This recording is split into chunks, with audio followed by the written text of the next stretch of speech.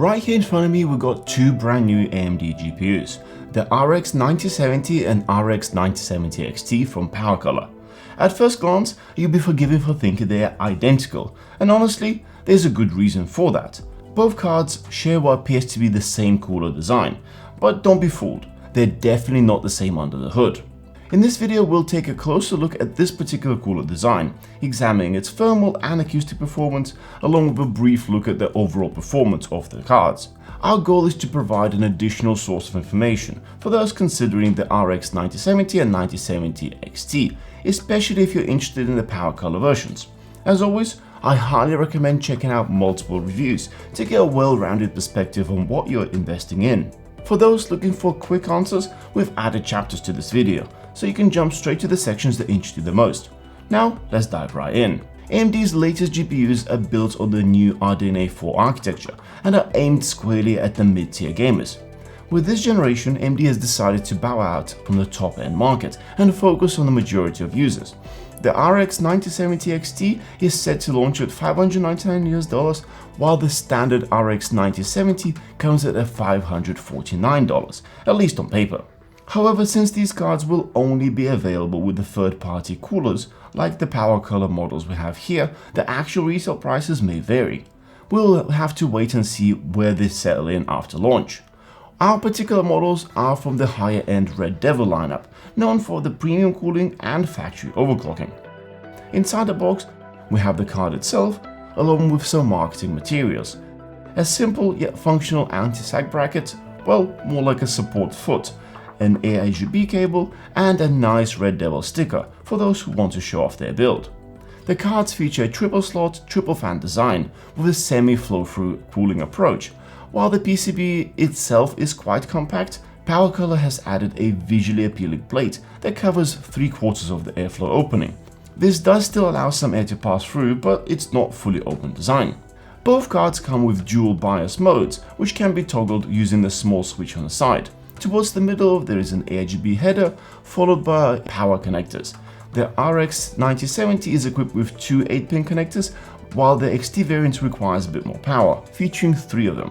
When it comes to cooling, both cards feature 7 heat pipe heatsink with a vertical thin stack. What's particularly interesting is the use of the Honeywell PTM 7950 PCM for connecting the die to the heatsink. It's a phase change thermal material known for improving heat transfer. But specs aside, let's see how they actually perform. For benchmarking, we're focusing specifically on these PowerColor design models. The first test is from 3D Mark, where we're measuring the GPU temperatures. The RX 9070 peaked at 53 degrees Celsius, while the RX 9070 XT reached 64 degrees Celsius. These were tested in the room with the ambient temperature of 21 degrees Celsius. In the frequency graph, both cards start off with a high clock speed, but gradually clock down slightly towards the end of the test. The RX 9070 XT peaks just over 2900 MHz, while the non-XT settles in the mid-2600. Interestingly, while the 9070 exceeds AMD's advertised stock frequency, the XT variant actually falls slightly below, at least in this particular test. Moving on to the VRM temperatures, we recorded 82 degrees on the 9070 and 88 degrees on the XT model.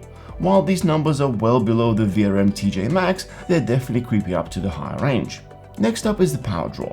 These cards are officially rated at 220 watts for the 9070 and 304 watts for the 9070 XT, but the minimum system power requirement listed on the PowerColor's website is 800 and 900 respectively. At first glance, this seems excessive until you see the actual power consumption. The 9070 draws up to 310 watts, while the XT variant peaked at a massive 392 watts at one point. This is a huge amount of power for a mid-range GPU, so keep this in mind when planning out your build. Those 3 8-pin connectors on the XT aren't just for show, they are absolutely necessary. That being said, just because these cards draw a lot of power doesn't mean they're actually inefficient. In fact, they deliver a solid amount of raw performance. Take a look at this power efficiency graph, comparing these GPUs to the previous generations. The RX 9070 stands at the top of the range by a huge margin, while the XT variant holds its own going head-to-head with the RTX 4070. Before wrapping up, we also ran FurMark at full load for an extended period of time.